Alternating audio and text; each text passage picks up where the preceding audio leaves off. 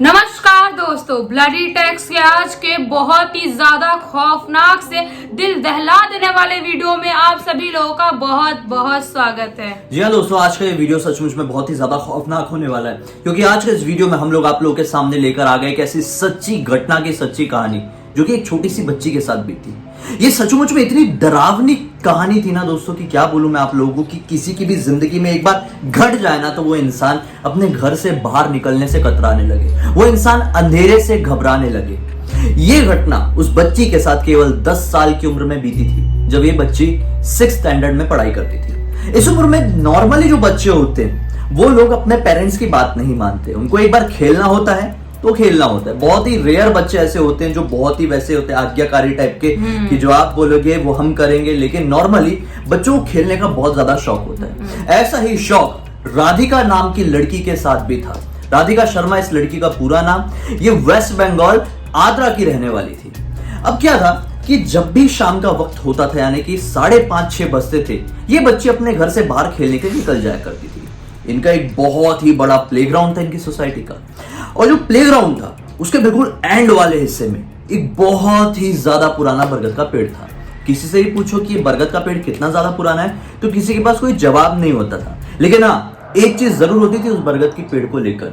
लोग हमेशा बोलते थे कि शाम होने के बाद जितनी कोशिश करो इस बरगद की पेड़ के आसपास नहीं जाना। जो कोई भी जाता है नॉर्मली उनकी तबीयत खराब हो जाती है, वो लोग के घर में परेशानियां आ जाती है, वो लोग टेंशन में रहने लगते हैं, उनके घर में लड़ाई झगड़े होते हैं, नेगेटिविटी आती है इन शॉर्ट। लेकिन बच्चे तो बच्चे ठहरे, ये सब चीजों पर ज्यादा विश्वास नहीं करते, और विश्वास करते भी तो बच्चों को ऐसी चीजें बहुत ही ज्यादा फैसिनेटिंग लगती है। उन्हें ऐसा लगता है कि नहीं यार, इस चीज को तो एक्सप्लोर करना चाहिए। हाँ, कि मतलब घर वालों ने मना किया है कोई काम नहीं करने से, कहीं नहीं जाने से, तो वहां तो जाना ही है। और मुझे भी होती थी, मैं सच बताऊं तो मतलब जब मैं छोटा था और कोई मना करता था कि नहीं यहाँ पे मत जाना, यहाँ जाने से ऐसा हो जाता है वैसा हो जाता है, तो मुझे वहां पर जाना ही रहता था। हम लोग भी करते थे, दोस्तों का माइंड वॉश कर देता था और हम लोग वहां पे जाते थे। खैर, आज आते हैं राधिका की कहानी पर। आज अमावस की रात थी, इसको खेलने को बहुत ज्यादा इच्छा हो रही थी, तो राधिका की मम्मी यही बोल रही थी सुबह से कि आज शाम को तू खेलने के लिए नहीं जाएगी, चाहे कुछ भी हो जाए। राधिका जिद करने लगी कि मुझे खेलने जाना है, खेलने जाना है। जब शाम के 6 बजे का वक्त हुआ तो राधिका ने रोना शुरू कर दिया कि मैं खेलने नहीं जाऊंगी तो मैं आज खाना नहीं खाऊंगी। अब घर वाले सब परेशान हो गए, यार ये बच्ची खाना वाना नहीं खाएगी, चलो जाने दो, अमावस है तो ठीक है, हम कितना बच्चों को रोकें। वही बात, तो वो खेलने जाने के लिए छोड़ देते हैं। ये मस्त अपने कुछ दोस्तों के साथ बाहर जाती है, खेलती है, बरगद के पेड़ के पास भी जाती है, बरगद के पेड़ को डंडे वंडे से मार के भी बढ़िया खेलती है और लौट के अपने घर पर आ जाती है लगभग 7:30 पौने 8 बजे के आसपास। अंधेरा हो चुका था, अमावस की ये वाली जो रात है वो लग चुकी थी। इन लोगों को बिल्कुल भी अंदाजा नहीं था कि अमावस की ये रात इनकी जिंदगी में किस तरह की काली और डरावनी रात बनकर आई है, क्योंकि उस रात से उनकी पूरी जिंदगी बदल गई थी। उस रात को ही राधिका की बहुत ज्यादा तबीयत खराब हो गई। बहुत तेज फीवर था। घर वालों को समझ में नहीं आया कि इतना तेज फीवर कैसे बच्ची को आया।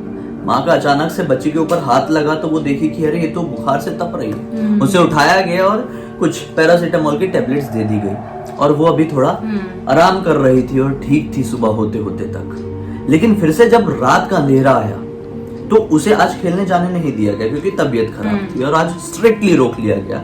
और फिर जब रात का अंधेरा अगली शाम का हुआ, मतलब अगली रात हुई, तो और भी ज्यादा उसका फीवर बढ़ते चला गया। अब सोचे कि यार रात में क्यों हो रहा है, दिन में होता तो डॉक्टर के पास लेके जाते, एडमिट करवाते, लेकिन आज जिस टेबलेट से आराम मिला था वही टेबलेट दे देते हैं। तो राधिका मस्त टेबलेट खाकर अपने रूम में सो रही थी। अपने रूम में मतलब अपने मम्मी पापा के साथ में सो रही थी। उसका बेड दरअसल अलग से लगा हुआ था, मम्मी डैडी का बेड अलग से लगा हुआ था। अचानक से इसको सोए हुए लगभग 1 से 1.5 घंटे हुए हैं, इसको सपने में दिखाई देता है कि एक लंबा सा आदमी जो कि एक व्हाइट कलर का कुछ ऐसा लंबा सा गाउन पहना हुआ है, वो उसके बेड के पास आता है जहां वो सो रही थी, एग्जैक्टली उसके सर के पास आकर बैठ जाता है। उसे देखकर स्माइल करता है।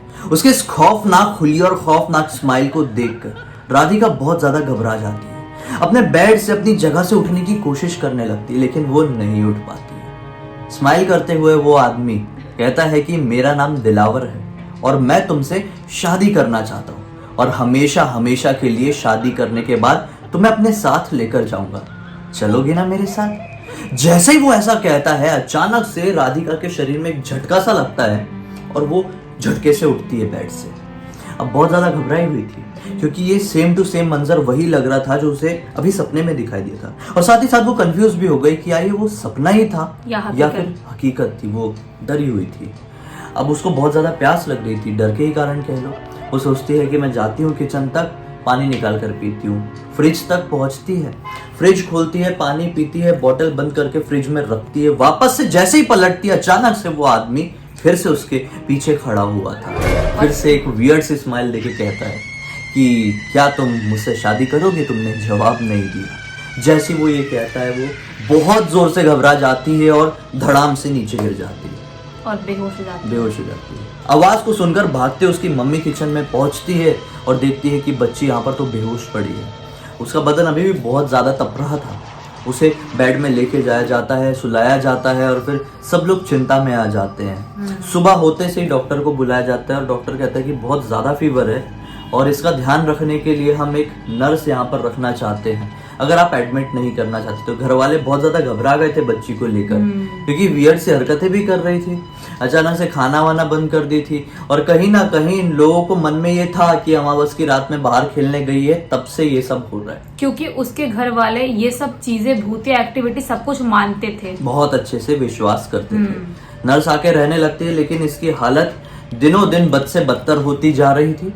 सपने में हर टाइम वही दिखाई देता था, कहता था कि मेरा नाम दिलावर है, मैं तुमसे शादी करना चाहता हूँ। कुछ दिनों बाद तो ये उसको रियल में भी दिखाई देने लगा। घर में बहुत लोग परेशान होने लगे। एक दिन ये सो रही थी, सब लोग सो रहे थे, अचानक से झटके से उठती है रात के 3 बजे।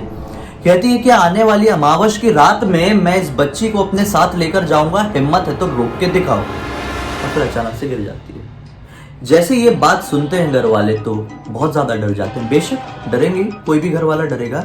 अगले दिन उठकर तुरंत उसे एक हाफिज के पास ले जाया जाता है। वो हाफिज जी उसकी जांच करते हैं और एक ही बार में बता देते हैं कि इसके ऊपर एक जिन्नात का साया है जो कि इससे प्यार करने लगा है और बहुत ही ज्यादा खौफनाक है। किसी भी कंडीशन में वो इसको अपने साथ लेकर जाएगा ही जाएगा, चाहे कुछ भी हो जाए। आप लोग नहीं बचा पाओगे। अगर बचाना है तो इसे लेकर हमारे साथ एक मजार में जाना होगा और वहीं पर हम कुछ ऐसी प्रक्रिया, कुछ चीजें करेंगे जिसकी मदद से होप कर सकते हैं कि इसको बचा पाए।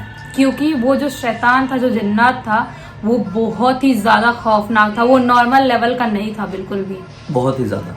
शुक्रवार का दिन डिसाइड किया जाता है। पूरा परिवार राधिका को लेके वहां पर पहुंचता है बताई हुई मजार में। बहुत देर तक कुछ प्रक्रियाएं की जाती हैं, चीजें की जाती हैं और फिर लगभग 3-3.5 घंटे के बाद हाफिज जी कहते हैं कि अब नॉर्मल हो सकती है चीजें, और अगर नहीं हुई तो फिर ऊपर वाले से आप दुआ ही करो कि हमारी बच्ची को बचा ले। लेकिन किस्मत थी कि उस दिन सब कुछ ठीक हो गया। आज इस वाक्य को काफी साल बीत चुके हैं। राधिका का 1 साल का बेटा भी है और ये अपनी जिंदगी में पूरी तरह से नॉर्मल है, अपनी हैप्पी मैरिड लाइफ जी रही है। और हम लोग भी यही उम्मीद करते हैं कि राधिका की आने वाली जिंदगी इसी तरह से नॉर्मल रहे और इनफैक्ट और भी ज्यादा बेटर रहे। इसीलिए बोलते हैं कि अगर आपके घर वाले कोई चीज के लिए मना कर रहे हैं या कहीं पे जाने के लिए मना कर रहे हैं तो प्लीज आप लोग वहां पर बिल्कुल भी मत जाना। क्योंकि छोटे बच्चे से होते हैं जिनका दिमाग होता है कि नहीं मना कर रहे हैं, वो हमको करना है, क्योंकि हम भी करते थे। लेकिन तो भी आजकल तो आपके पास दिमाग है, आप लोग हमारे वीडियोस देख रहे हो तो आपको समझ में आ जाए कि ऐसी चीजें हो जाती है, अनजाने में ही होती है ऐसी चीजें। मेरे साथ भी एक घटना हुई है। घर वाले बहुत मना करते थे, जैसा मैंने आपको बताया कि ये नहीं करना, वो नहीं करना, और मैंने किया। उसके बाद कुछ ऐसा भी था जो कि बहुत ही ज्यादा डरावना था। मैं जरूर ब्लडी सत्य में उसका वीडियो बनाऊंगा। अगर आप इंटरेस्टेड हो तो कमेंट सेक्शन में जरूर बताना कि आप लोग वो मेरा सच्चा किस्सा सुनना चाहते, मेरी रियल लाइफ में बीता हुआ। और ब्लडी सत्य पे जाकर जरूर देखना। जरूर।